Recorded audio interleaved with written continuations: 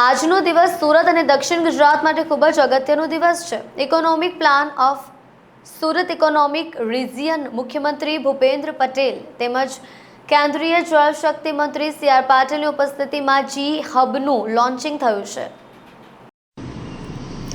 નીતિ આયોગે growth hub તરીકે ઉભરી શકે તેવા દેશના ટોચના શહેરમાં સુરતનો સમાવેશ કર્યો છે. આ ગ્રોથ હબ સુરતમાં આર્થિક, સામાજિક, ઔદ્યોગિક, શૈક્ષણિક, રોડ કનેક્ટિવિટી, ઇન્ફ્રાસ્ટ્રક્ચર જેવા માપદંડો સમાવેશ કરતો એક ઇકોનોમિક ડેવલપમેન્ટ પ્લાન સરકાર દ્વારા તૈયાર કરાયો છે. મુખ્યમંત્રી ભૂપેન્દ્ર પટેલના હસ્તે સુરતમાં તેનું લોન્ચિંગ કરાયું છે.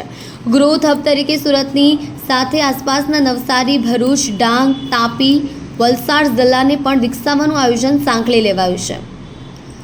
સુરતની લી મેરિડિયન હોટેલ ખાતે યોજાનારા પ્લાનના લોન્ચિંગ સાથે 6 સેશનમાં સેમિનાર યોજાયો છે. Economic region, urban, higher education, પ્રવાસન, સસ્ટેનેબિલિટી એન્ડ ક્લાઇમેટ ચેન્જ, વિકસિત ભારતનું વિઝન, ભારત બજાર જેવા વિષયો પર સેમિનારો યોજાયા.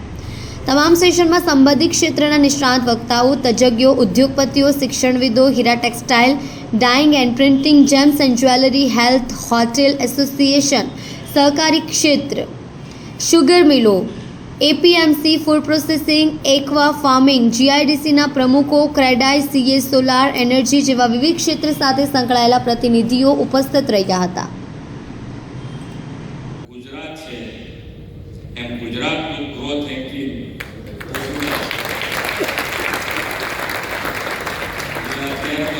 તાલીમ પાડીને વળગી પડવાનું છે કે જે આપણે બનાવ્યું છે ડોક્યુમેન્ટ એને જમીન ઉપર ઉતારવાની જવાબદારી અહીંયા બેઠેલા તમામ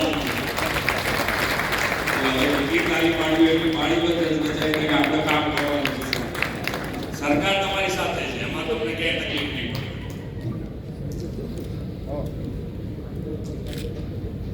વિશ્વ નેતા ને યશસ્વી વડાપ્રધાન શ્રી નરેન્દ્રભાઈ મોદીને સતત ત્રીજી વાર દેશનું શાસન દાયિત્વ સોંપીને લોકોએ વિકસિત ભારતનો સંકલ્પ સાકાર કરવાની દિશાને વધુ ગતિ આપી છે.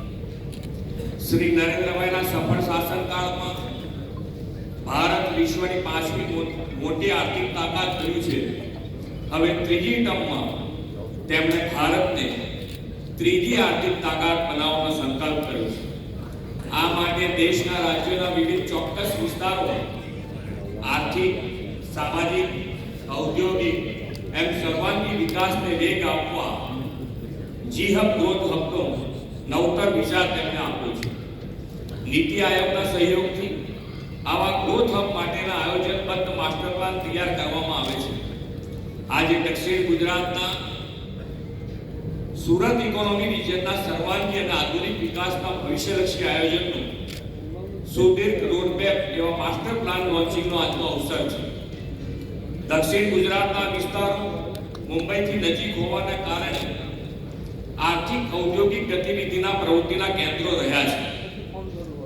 1960માં જ્યારે ગુજરાત મહારાષ્ટ્રથી જુદું પડીને અલગ રાજ્ય બન્યું ત્યારે લોકો કહેતા કે માત્ર દરિયો, રણ અને ડુંગર ધરાવતું ગુજરાત શું વિકાસ કરવાનું હતું.